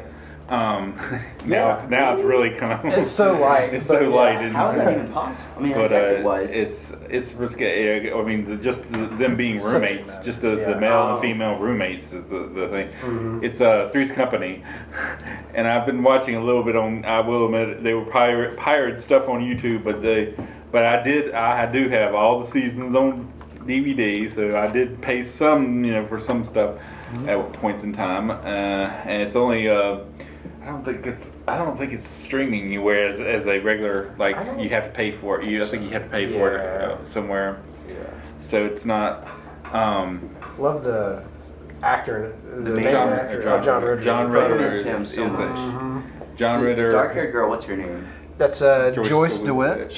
I loved her. And then they had a few other people, Suzanne Summers and then Priscilla Barnes, kind of switched off in different seasons and stuff. Yeah. And she, but John Ritter is a brilliant comedic performer, and he actually was 28 when he started that show, which I didn't realize how old he was. Right. I looked it up because I was like, the funny thing about it is I looked at the guy who played Roper, Mr. Roper, because I was thinking, how old was he when he started this? Because he looks kind of really old. He did. And I'm thinking like, oh God, don't let him be my age and anything like that. And he was 50, like I think 51 or something like that. I liked it when they got the guy to play Mr. Roper, the guy from what's his name, Randall? Norman Fell. The one from Don Knotts. Yeah, he was that's Furley. Mr. Furley.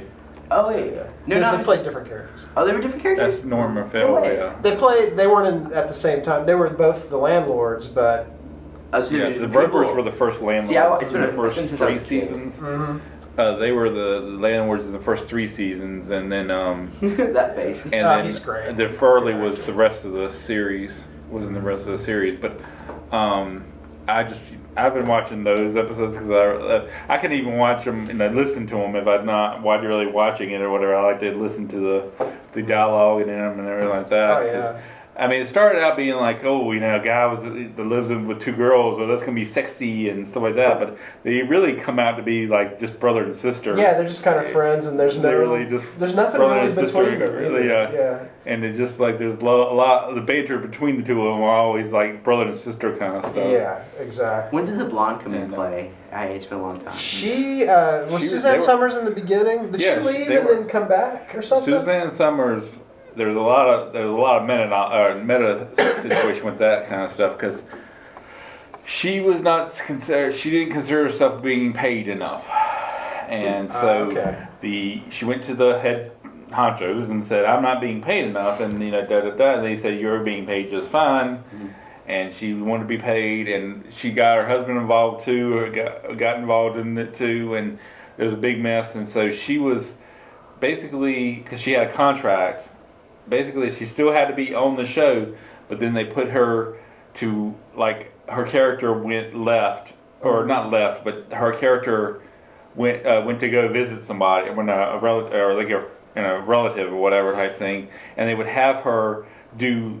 It got so bad that the John Ritter, which he's a nice guy, Joyce DeWitt was nice. They were all being nice to her, like, trying to be as much, but her doing this stuff was really messing up. Like the flow, exactly. Right. And so they had her do her scene, talking on the phone with them at the end of every episode. After that period, she was like, you saw her in a room and she was just talking, and she wasn't really talking, of course, on the phone with them, but she was talking to Janet, the brunette. But they weren't really talking at all. Yeah. And so, but they just filmed it, and so she was that, and then so under her contract, she fulfilled a contract with the episodes that she had to go to. Right. She did leave, and somebody knew. Yeah. Then they brought in a cousin of hers, Cindy Snow or whatever, I think. No way. And Oh, yeah, they did. for, Okay, for yeah, the yeah. rest of the season. Now, this is, I do remember this. If you remember, this is all in one season now, point in time in one season. So they had to bring her in for the rest of the season to do as one of there. She's visiting. Suzanne Summers still was in a couple of episodes. They still had one of those phone conversations or whatever type thing. Who's that? That's Jenny Lee Harrison. She was she's played Cindy Snow. Cindy Snow. Now who And- was So different. Priscilla Barnes? She came later. She was Also filled in that place, right? Yeah, she came the next season Okay. as the steady person, as the regular person for the rest of the series. Mm-hmm. I wanted Janet and was it Jack? Yeah. Yeah. Janet and Jack to be together. But a lot of people think that a lot of people wanted that because it ended very badly too, because it was very a lot of melody. The way they ended the series was they did a spinoff called Three's a Crowd. Yeah. And it was about Jack, because at the end of the series, Jack finally met a girl he wanted to commit to or whatever type thing. Which was rare. Yeah, and so he found a girl who was ready to commit, and a lot of people said they should have had Janet be that girl. I agree. And have her, but at the end of, I think the last episode, Janet married some guy or whatever that she'd been dating leading up to that, and but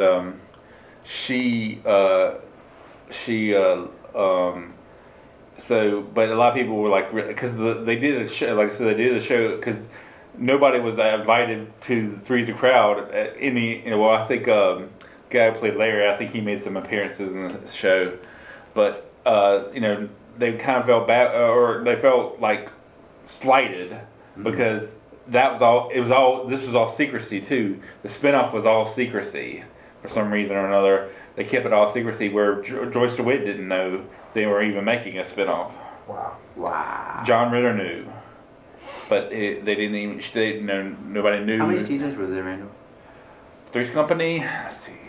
Because I'm about to buy all of them. About 8. I think 8.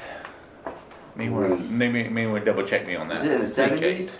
Started in 70s. 70s, yes. Started in 8. Yeah, there's 8 seasons. Started in 78.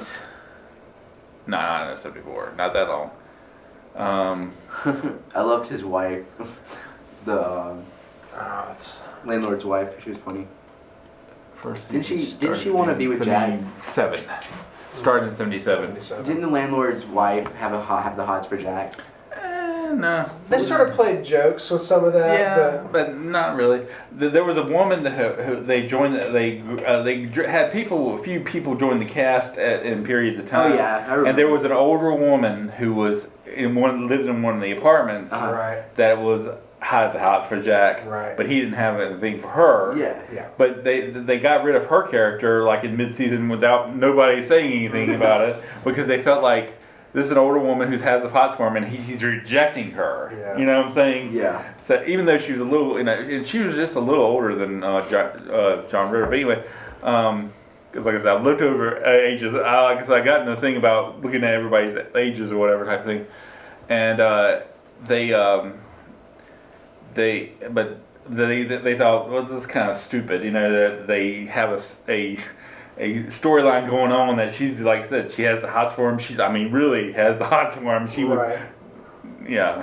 she would go with him any second. Let's just say that. Mhm. And but he's kind of rejecting her, Sure. that kind of thing. So. Because he was a kind of a womanizer. Yeah. Womanizer. So it He would always make had no a new sense. date each Yeah. episode. It would I make no love sense. something. Yeah. Oh, I love the character. The last thing I just want to say, and just say about Three's Company real quick to you, is my favorite thing about Three's Company was John Ritter when he would get excited and he would do the funny stuff, like Yeah. he was so he did a lot of comedy with his body. Mm. Yeah, a lot of pratfalls Physical and comedy. God, yeah. his Right. stupidity. It was just He was great. He was funny as hell. Yeah. Yeah.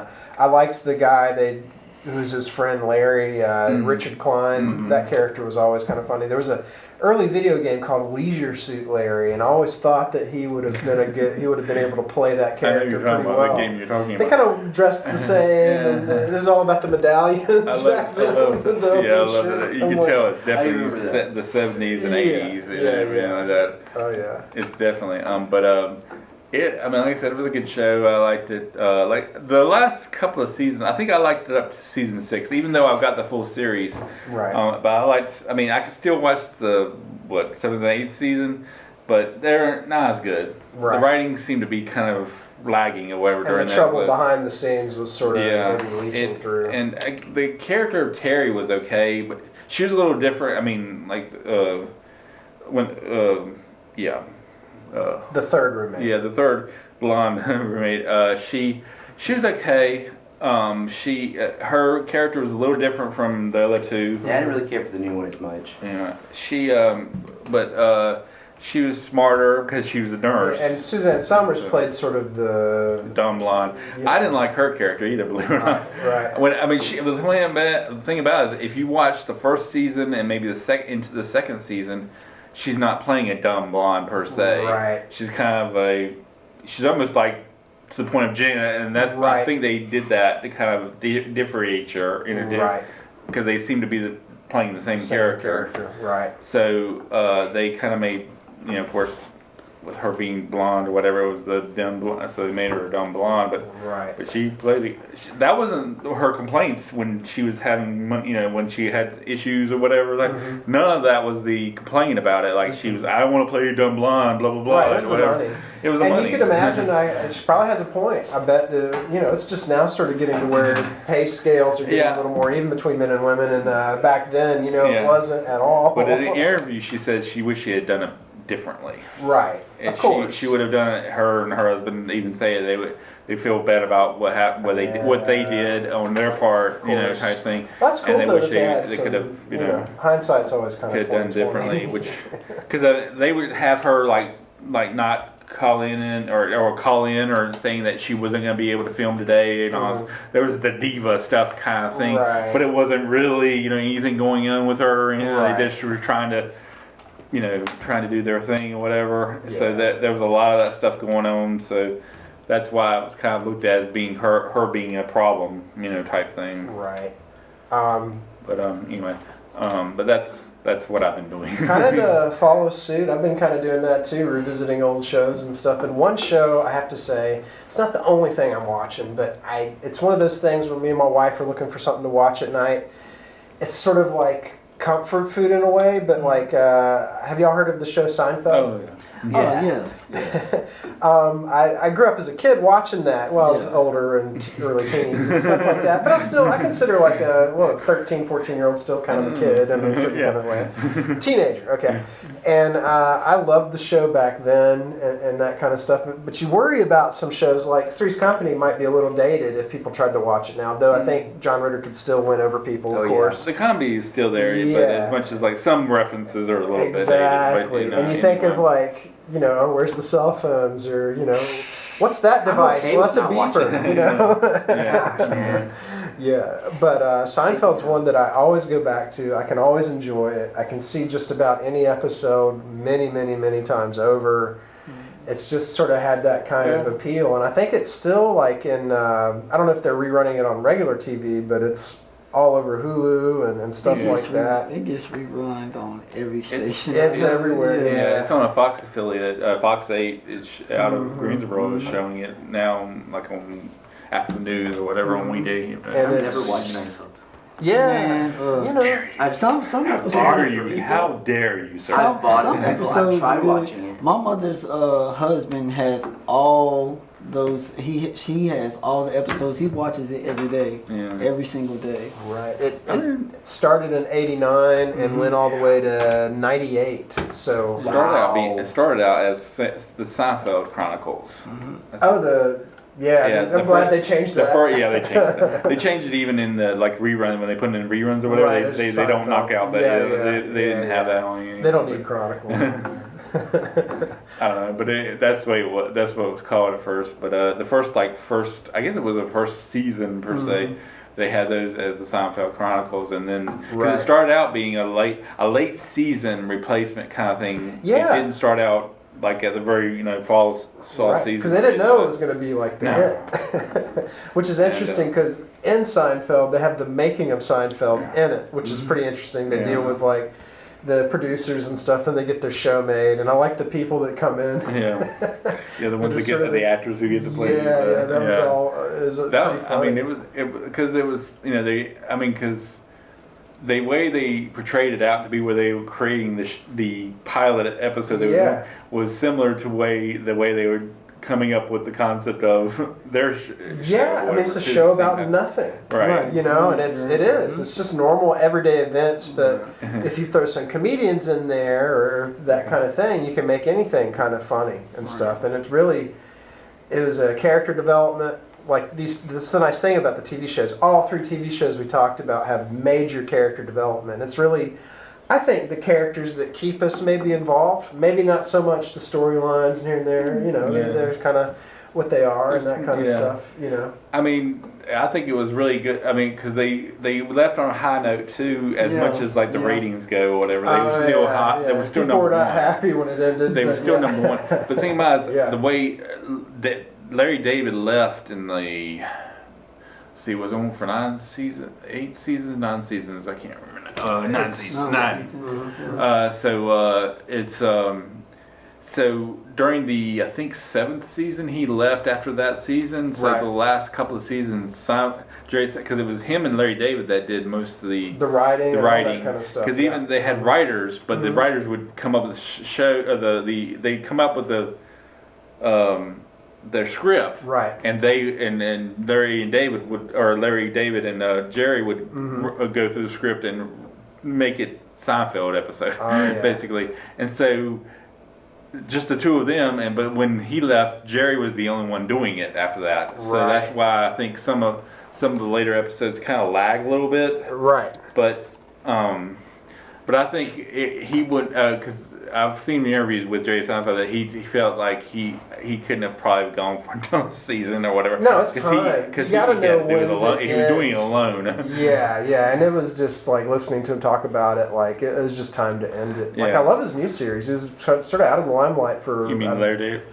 I'm talking about not Larry David. I was going to talk about him too, but Seinfeld. Like his new little show just started. The Carlos.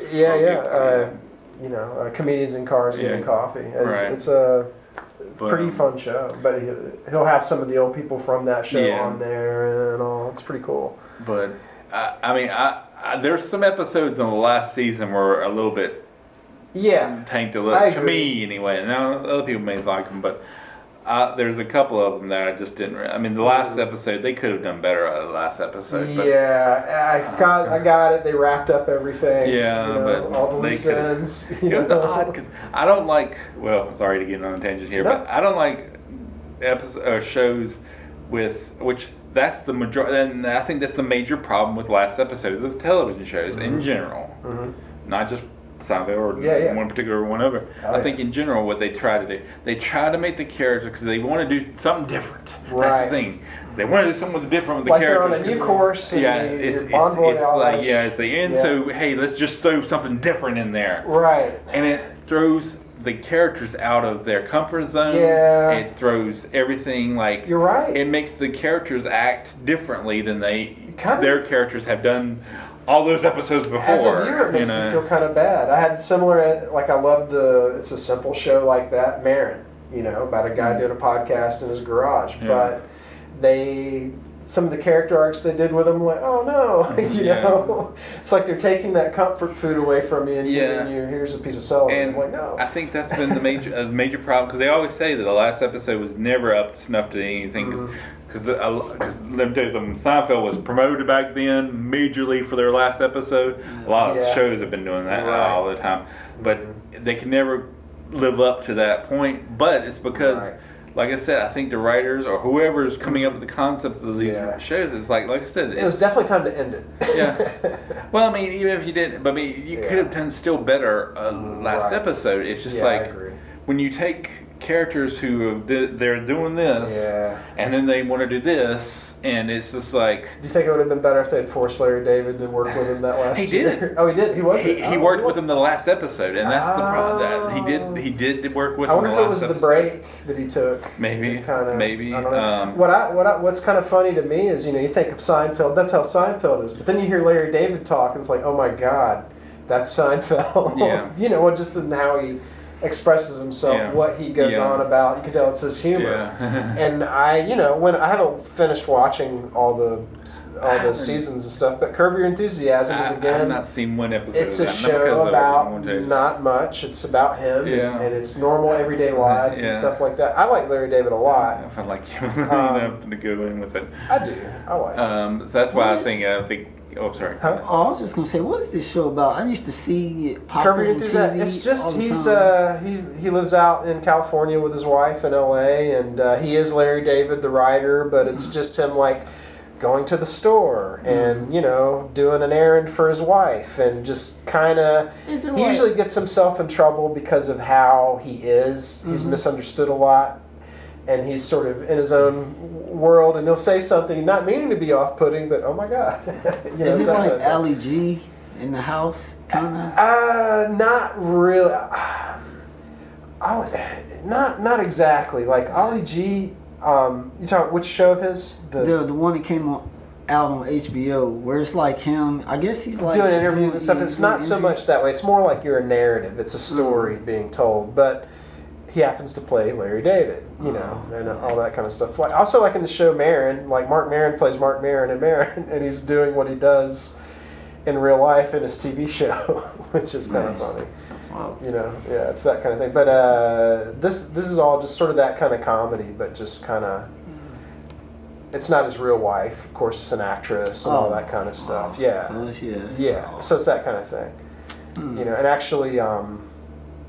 They're all doing other shows too, and I don't know if it's still going on or what. I know. Wow, 10 seasons. Yeah, I know they have like their seasons are really odd because what I've heard anyway about they're not like every year. It's like 4 years, nor like 4 years later there's the next season or something. Yeah. It's never been like a steady pace of them or right. Like that. There's some other shows like that too. Arrested Development kind of like starts and stops and stuff like that. I like that show though. Also, what is it? Here's another show I've been watching lately. It's Always Sunny in Philadelphia. I don't know if y'all watch that or not. I know of it. Yeah. It's funny about these goofballs running a bar and just running it into the ground every show. Everything inappropriate goes on in that show. They address it like right in your face too. I love shows like that. Yeah, it's horribly inappropriate, but makes me laugh. All right, so now we're going to get, after an hour and 20 minutes or whatever, now we're getting to the meat of our episode today. I just wanted to talk a little bit about kind of like the skills that we've been learning lately and stuff like that in this kind of world of filmmaking and stuff, and I'm just kind of curious where you find yourselves gravitating towards, and maybe if you could tell us a little bit about kind of, and I can start us off, I don't care, a little bit about the parts that you kind of gravitate towards and kind of maybe something interesting about it, something you like about it, what you're learning on it and stuff like that. Like for myself, I've started off in film school thinking more on terms of like, okay, I'm a writer-director kind of thing. I wanted to make these things, which I did, but I ended up also shooting them, editing them, doing ADR sound with it, and learning all these other crafts as I went. And I still consider myself a writer-director, but and you can look at my credits. Actually, I've got more credits as a producer than anything else. But that just kind of happens in the independent world. You help each other make your stuff, But I found myself shooting a lot, so I ended up, because I knew how to use cameras and stuff, people bring me on to be their DP and stuff like that, so I did that a lot more, and over the years I got okay with it. And then editing, I'm the cheapest editor I know, so by default I'm going to edit my stuff, but I've been editing a lot for years. So DPing and editing are the two skill sets of the craft that I've been really probably putting more into than the others. Writing is always a battle for me. I'll never consider myself a writer because I am not staring at that screen every day for 2 to 5 hours. I'm very cyclical with it. I'll have my scripts up maybe on my computer monitors and stuff like that. But when I'm really going at it, I'll be reading through it and just doing edits and stuff like that as I go. And then I'll think of a new scene to do, and I'll either put it in between other scenes or add to the end. I'm not a real good writer by trade craft, so to speak. Directing, I like to direct. It's, you know, when you know what you want and you got a lot of people on board who are professional, it's a really good feeling to be able to give orders and have it carried out. It's just that simple. And you know when you've got good people and when good things come together, it's nice. And then when you're on the edit, it makes the edit better because you're pretty sure you've got everything you need and you've got good performances, and you know you didn't have to shoot and direct at the same time, which is a luxury. And I'll tell you, it took a long time to get that camera ripped out of my hands because I was so attached to, like, I've got to shoot this. Only I can make this composition. It's BS. You know, bring in somebody, bring in a really good DP, let them shoot. You know, you're going to tell them kind of the shot compositions you're thinking of, and it should be a dialogue. You know, bring in somebody that you can work with, that you can talk with, you can trust to do a really good job, you know, who can pay attention to lighting and the look of it, while I, as a director, can spend more time with my actors, because usually I'll have a brief talk with my DP, maybe my sound person, and then my actors, and those are just the only people I want to talk to throughout a whole production. In bigger stuff, it's really nice to have an assistant director. It's really great to have a line producer who's in the background handling, like, when actors are coming to set and when they're leaving, who can keep a place locked down, you know, that kind of thing. The thing that on set that I found that kind of irks me, and I'm working on my ability to self-talk and remain calm, is when there's a lot of people end up being on the set who don't need to be there. Yeah. You know, I've almost bit a hole in my lip because a photographer kept getting in my way where I was going to set up the camera for the shot. It was more important for him to get this photograph. And I'm like, you're BTS, dude. Get out of my way. I'm going to set here. You know, like, I've had to do that. And you have to be, I'm a clear communicator. And to me, when you're making a movie, prime directive is making the movie. So when something's getting in the way for that, like the photographer, great guy, but I was on this one set and it's starting to rain, and like, I'm having to wait for the photographer to shoot the actor and the actress, and then meanwhile her hair falls. So it's like, I needed to be shooting and getting the scene done, and it's like you're stopping me. So I don't like, there's certain things I like. I've had other photographers come on who are awesome.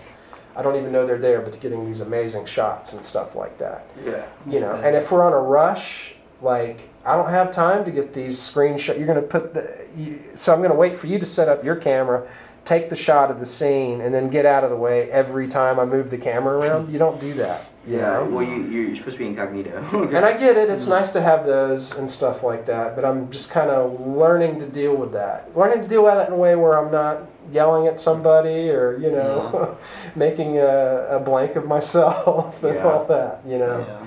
So it's just kind of learning how to deal with stuff like that. But also, hopefully, I think it's good to have a little bit of that attitude just to make it clear, like, you're kind of in the way of production here. You need to kind of change your ways. Have to be assertive without being rude. Yeah, and it's a fine line sometimes. And if you're really nice, and I have this problem, and I'm sure you do too, if you're really nice, it's not just like you're trying to, you know, be like, oh, I'm a nice guy. Right. Really dig. Right. No, like when you are a good person, you hate being assertive. No, it feels you terrible. don't want to come off as an asshole. But when you have an art Sometimes you gotta or a do it. hobby or something that you respect and appreciate, or you don't at all, but it's just common courtesy. Yeah.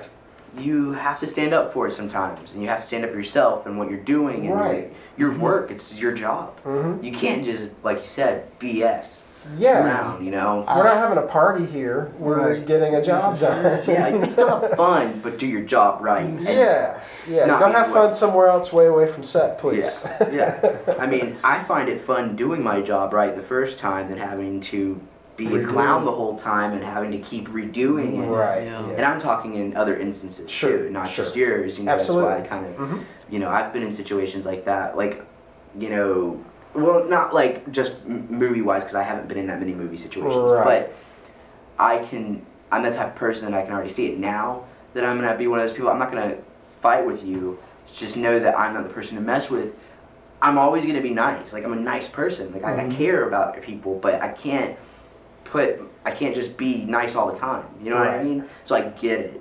It's hard. It sucks. Oh yeah. You know. I feel if they're not getting the job done the right way that you want them to, and they just keep goofing off, then I feel like some assertiveness needs to come. Yeah, you if know? they're trying, then you can call, and they're the only person you got, and they're there to do that. You can kind of be a little more you can use forgiving. me But if for they're- example. Well, I didn't mean to cut you off. No, go ahead. I was just gonna say you can use me for example. You know, he's doing the interview, and I had to keep redoing and redoing. That's I can different. see. But you're totally learning. That can get There's a frustrating difference. There's because a difference. We're in school. This is your first semester. Mm-hmm. You don't know. I understand because I've been there.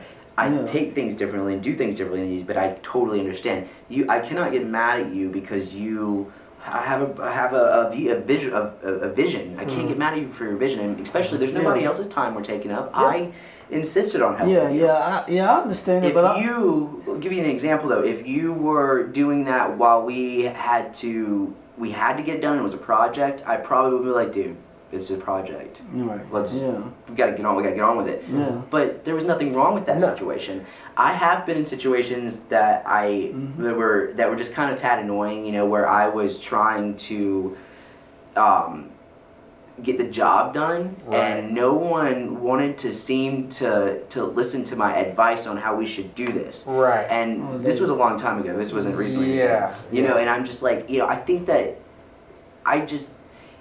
you're making me feel like an asshole because you're not listening Right. to me. It's part of the dichotomy of getting used to being a boss, because you essentially are. I mean, and movies need that chain of command. You need someone at the top, and you need orders carried out. That's good. Goes to say though, orders should be questioned. That kind of stuff. If something's like, oh well, we should move because that's on fire. We should get out of the way. You know, let us know. You know? I definitely understand both of y'all points of view as experience in working in the studio, Yeah. and you got people, you know, coming in there, and like you was just saying, people that don't need to be there is messing up with artists, and that's he's my trying own to get a song problem. done, Of just and then you got is all that noise. You can't be doing all of that, No. and then all of that. Sometimes people you can bring can alter the moods and everything. Yeah. And then yeah. on top of that, you gotta keep same thing like reshooting. They had to keep re-recording and all that. So Especially if you're on a dime. Oh no. right. You're So on a dime. I understand that firsthand. I definitely understand it firsthand. Movies are one of those things when you're there and you're making a movie, no matter if it's a short, a 3-minute thing, I don't care what it is, I don't care how long it is, I don't care who it's for. If you're not there to do it right, you need to go. Yeah. Right. I don't want you there. That's what I mean. Like that's why I make it hard on myself to perfect everything. Like Right. at least try to perfect everything. Yeah.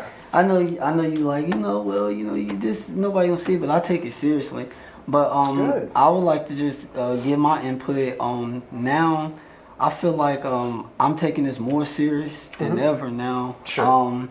I'm learning a lot about basically the camera and lighting side, but I can't really say what I'm gravitating towards because it's kind of too early. Yeah, but there's so much stuff. But I am feeling the editing, because editing, you really can just turn any little mistake into a positive. I'm learning that a lot. Absolutely. And it's a great skill to have Yeah. because you're probably the cheapest editor you know. Yeah, Like I am the cheapest editor I You don't know, have to so pay you got to me, do you it, ain't you know? So Yeah. I'm learning that firsthand that it's so much more for me to Right. pick up and everything, and it is kind of too early to tell. But I like both. I like to shoot and direct, and I'm Right. getting ready to do a project this weekend. We'll talk about that after the podcast. But Right. I'm getting ready to do a project this weekend with a couple of people. Okay, So cool. I'm gonna see how that goes. Yeah. But editing, I am feeling the editing. Like that day, what was it, Monday? I was here. I was really,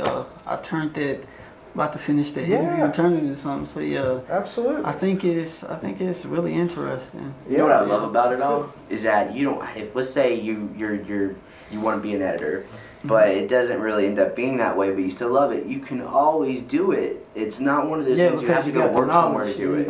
Yeah, If you love to make things to show people, you can still do that. You're just not going to show the world unless something happens and you just did this amazing piece. Yeah. But even then, it's like you can always make movies. It's just it might not be feature films. It might not be anything else that other people may see, but you can always tell a story to somebody. We're in the day and age where you can be a YouTuber and you're known for making your 1 or 2 minute things. Maybe you're putting it out every day or whatever, but in some ways you're getting a larger audience than syndicated television sometimes. If you, some of them, and you can make a living doing it. If you got enough and all that, one day. Instagram got Instagram TV now. I love it. Instagram I haven't really done enough with. So. I haven't even watched the TV thing yet. So I kind of find myself doing more DP work and editing, though I still hold on to like being a writer director because I've got several scripts being worked on and stuff. So and you right now, I know it's too early to tell, but you kind of like shooting and editing sort of a lot, and Aiden, I think from what you're saying, shooting and editing and is that the main stuff that you like? What is it? You're also both of y'all are also kind of like writer director types, and actually you are too, Randall. So is that also still something you hold that you want to keep doing, or actually, what do you think? The more I get into it, I was like him when I first started. I was and I wasn't. Editing, I did a video before I started here, and I realized that editing was like the coolest thing ever. It was so fun, oh my god, and I was good at it. I was actually good. Right. That doesn't mean that it's meant for you.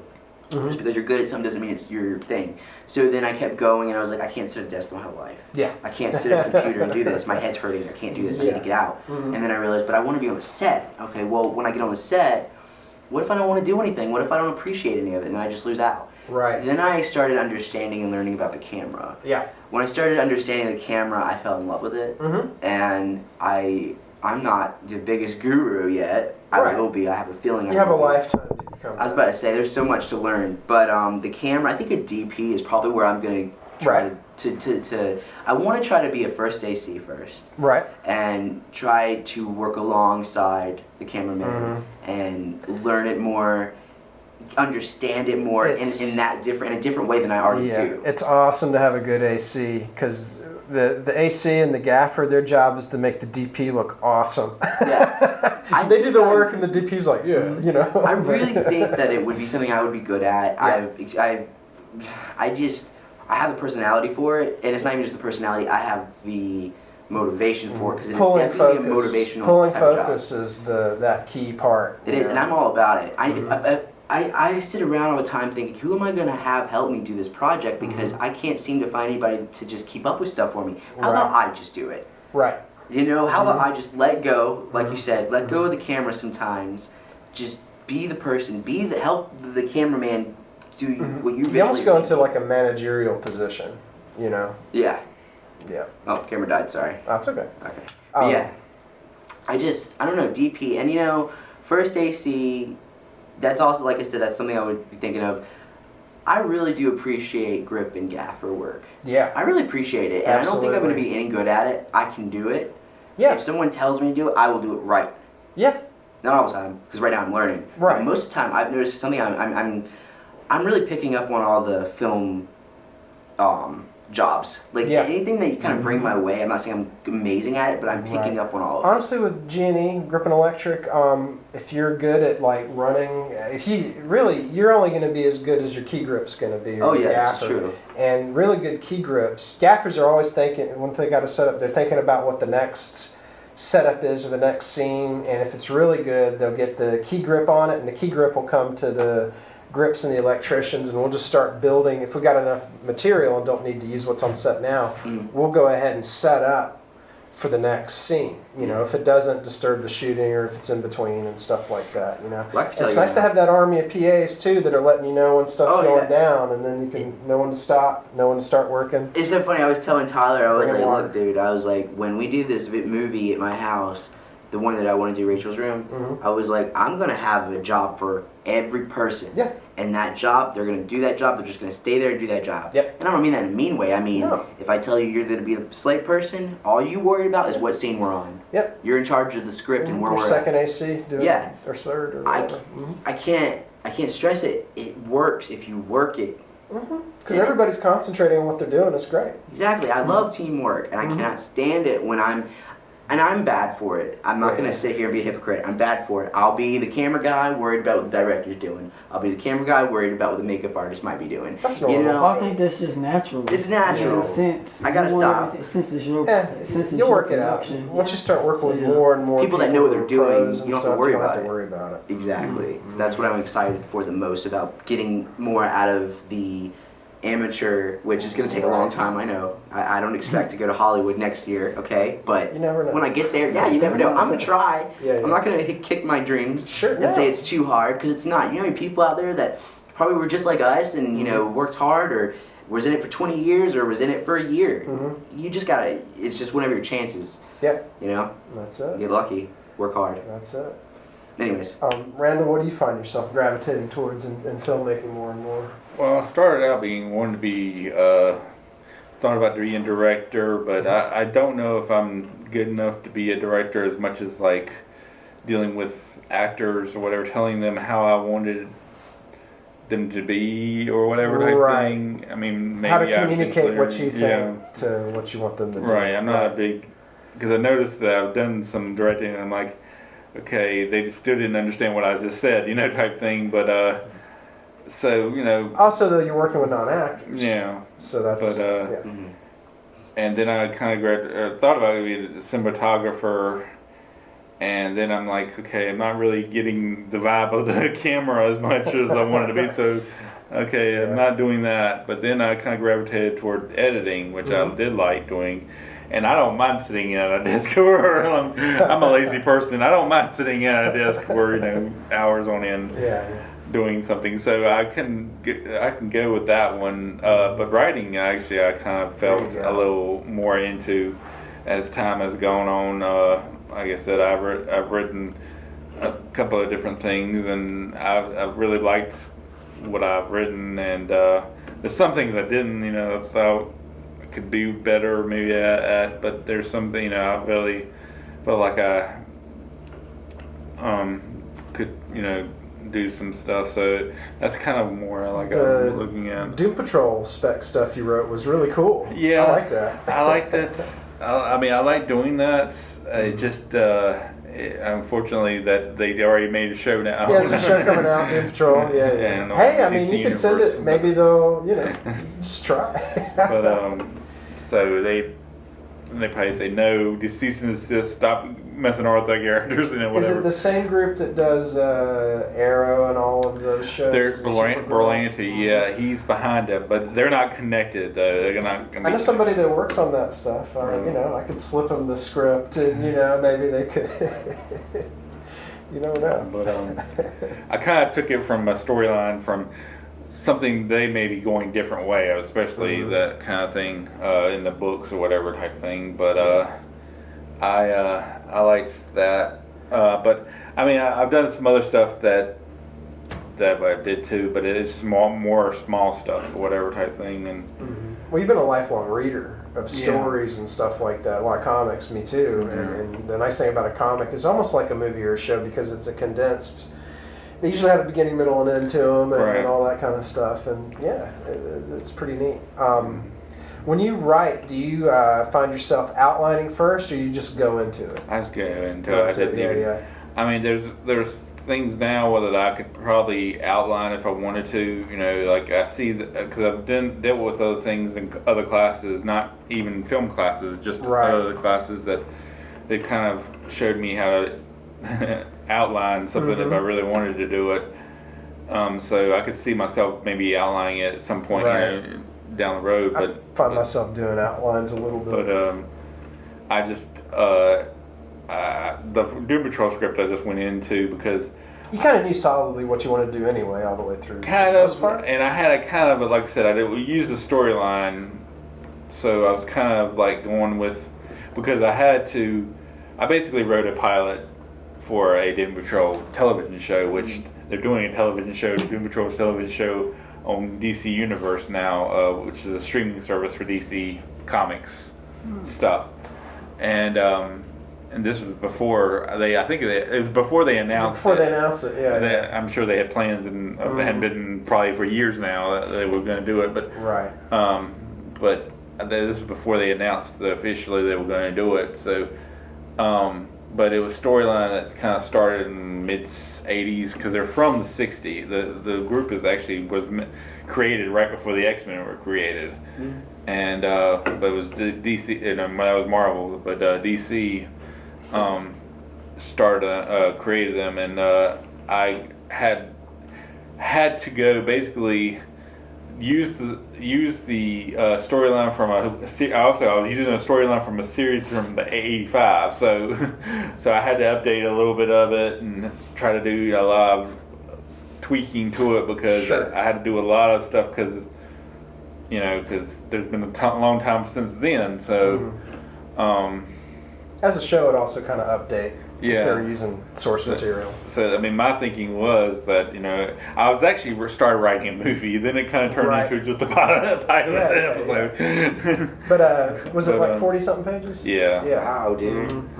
And, which you want for writing hour-long TV, you want to write like a 44, 45-page script for that. If you're writing a half hour, you're thinking like 22 pages, something like that, for commercials, advertising. But it kind of turned into, like I said, just a hour pilot or whatever type thing because I want to read it. I want to read it sometime. I have to print it. I got it on my computer at home. I don't think I have it on the computer here.